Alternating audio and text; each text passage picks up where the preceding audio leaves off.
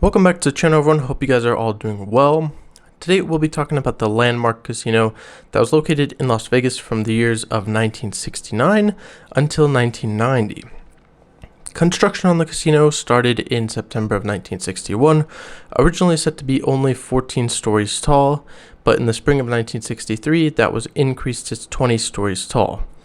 The Landmark was going to be located at 364 Convention Center Drive at the corner of Paradise Road and Convention Center Drive, across the street from the convention center. This was going to be the first needle type building in Vegas, and it's said to be that it was inspired by the Space Needle design in Seattle, but the Space Needle had only started its construction a few months before the Landmark.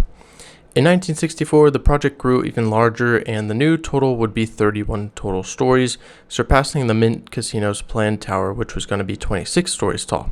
It was en route to being the tallest building in Nevada. The Landmark didn't have the greatest start, though. The casino wasn't even finished, and there were already major financial problems, which were delaying construction. By the end of 1962, the tower was about 80% completed. At this time, original owner Frank Carroll ran out of money, which would put the project on a standstill for many years. Around this time, you would see the Landmark in the background of a few movies like Viva Las Vegas, featuring Elvis Presley and Anne Margaret. On October 23rd of 1968, Howard Hughes would buy the property for $17 million and would finance another $3 million of his own money to make sure that the hotel casino would become complete. Before opening, there were important repairs and other things that needed to be finished before finally opening, such things as installing maintenance equipment. The tower rooms were furnished 3 years earlier and needed to be upgraded, and these were the items that added the extra $3 million on top of the original $17 million for the property. Hughes would then apply for a gaming license on April 4th for the Landmark for 401 slot machines and 26 gaming tables, which would then be approved on the 24th of April. Unfortunately, it wouldn't be the largest building because the International, owned by Kirk Kerkorian at the time, opened the same year. Nonetheless, the Landmark was something that the world hadn't seen before. This needle-type design was new, and some would call it an impractical design. On its grand opening night, Apollo 10 astronauts Thomas P. Stafford and Eugene A. Cernan were honored and escorted by the SUMA Executive Director of Operations, Robert Maho, as the first members of the public to enter the casino. Other guests that were present were Nevada Governor Paul Laxalt, Tony Bennett, Wilt Chamberlain, and others. The exterior elevator was packed as it was ferrying guests from the ground up to the 27th and 29th floors with no stops. Traffic jams were happening on Paradise Road and Convention Center Drive, as many people wanted to finally see the casino after seeing it being built for many years. On the 31st floor Sky Bar, you could find Lori Perry singing. The main showroom at the Landmark could hold 500 people and featured many celebrities over the years it was open. It had several names, including the Jubilee Showroom, Supper Club, and Empire Showroom. The tower consisted of 29 floors. There wasn't a 13th or 28th.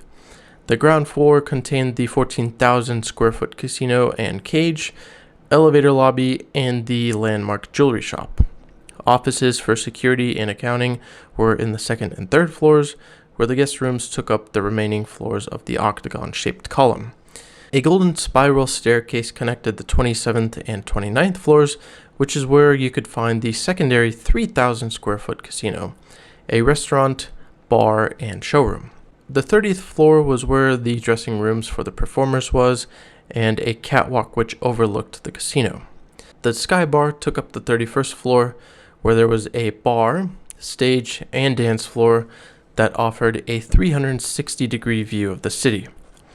When the casino opened in 1969, they had some absolutely beautiful looking chips, and some of the rarest chips in today's market. The first edition chips featured a picture of the Landmark on their inlays, and they had 50 centers, 1s, 5s, 25s, and 100s. The 50-cent chips were hot stamped, where the 1s through 100s had inlays on them. Another interesting thing is that the Landmark had $1 and $2 tokens created in 1967, before the casino had even opened, probably similar with the chips, because they were meant to be for the original 1967 opening. Other items such as stationaries, pool supplies, matchbooks, and more were produced for the opening as well, but they were never used. A few years after the opening in 1972, the 29th floor casino would get remodeled, and in 1970, the showroom was converted into a cinema. The 29th floor casino would get converted into 16 suites, along with a few other changes. In 1971, the James Bond film Diamonds Are Forever filmed a scene at the Landmark. And in 1972, Hughes sold Hughes Tool Co., and the ownership of the Landmark transferred to the new Summa Corporation. Into the late 70s, the Landmark was headed for trouble once again. The casino continued to lose revenue, somewhere around $500,000 a month. In 1977, there was a major disaster that happened. A water pipe burst in the sub-basement of the tower. A 2-foot flood of water shorted out the main power panel, which cut power to the entire hotel.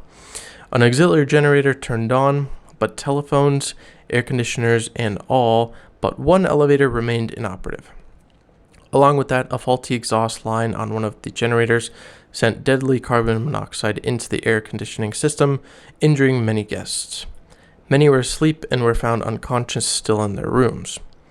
Power was restored at 9:30 a.m., and the hotel began accepting guests again. A few hours later, the power was lost again, and there was one casualty, Frank Gula, and 138 others were injured. On October 23rd, there was another disaster when a fire broke out in room 2203 on the 22nd floor. Crap dealer Joe Saab reported yellow smoke entering the casino from the elevator shafts and the smell of smoke. In 1978, after the Summa Corp had sold the Landmark to a group of investors from the Midwest, there were plans to add a 750-room tower to the property within a few years, but that never came to fruition. The tower would have curved around the property behind the tower itself. In 1983, Bill Morris purchased the Landmark after the SEC found out that there was over $32 million of embezzlements with one of the previous investors. Morris planned to focus on increasing convention business since the Landmark was sitting across from the convention center. And after he did that, the Landmark turned its first profit in over a decade. At the end of 1983, Morris announced a major renovation that began shortly after Christmas and would continue into the spring of 1984. The hotel rooms were upgraded up to the 80 standards. The carpet was replaced, and the exterior of the building, porte cochere, was remodeled to add new lighting, with gold stripes along with some changes to the lighting along the sides of the tower. There were many more renovations and plans made to the Landmark, but none of them actually went through. More financial problems would arise in the mid-80s, but that didn't stop the Landmark just yet. In the late 80s, you could find shows by Melinda Sachs, known as the First Lady of Magic, Fred, Mickey Finn, and others. On January 2nd of 1990, the Landmark filed for Chapter 7 bankruptcy after Morris's gaming license lapsed when the resort was $500,000 behind in taxes and penalties. There was an interested party thinking about buying the Landmark, but after an over 2-hour court hearing, no bids were made on the property, and within an hour of that hearing, Gaming Control Board agents arrived at the Landmark to oversee the shutting down of table games. This wasn't the last time the Landmark would be used, though. Over the years until it was finally demolished, the Landmark was used for advertising for the Comdex show in 1992, where advertising was hung along the sides of the tower, and in 1994, the front entrance was used in the movie Casino. On November 7th of 1995 at 5:37 a.m., the Landmark was imploded with over 100 pounds of dynamite. Lorraine Hunt, who performed on opening night as Lori Perry, was one of the 3 people who pressed the buttons which brought the tower down. Over 7,000 spectators on the streets and more watching from surrounding hotels watched as the tower fell. This can be seen in the movie Mars Attacks that premiered in 1996. Today, the site of the Landmark is home to the new Las Vegas Convention Center West Hall that was completed in 2021. The project began in 2019 after it was announced in 2018.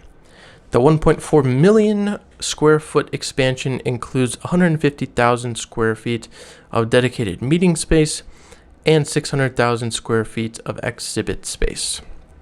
This lot was the former home of the Landmark and the Riviera casinos.